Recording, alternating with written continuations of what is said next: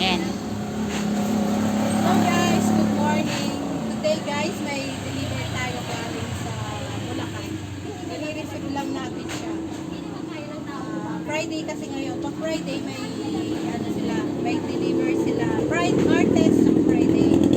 Ngayon, may deliver tayo. Ha? Martes. Martes ngayon? Alak Biyernes na. Nauna ka ate ah. Dahil lang natin binababa pa. Nandito pa sa truck nila. Thank you for set iglesia po sila. Thank you.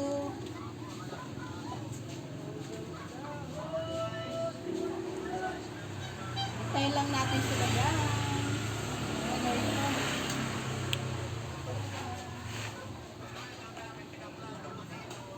Ano yung isa? Ano yung isa kuya? Ay ano.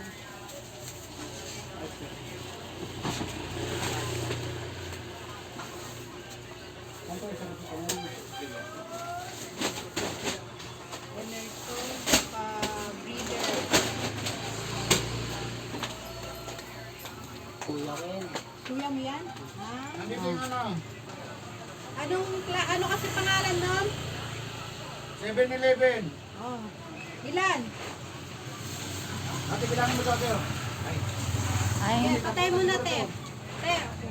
Tsaka ano, Papi.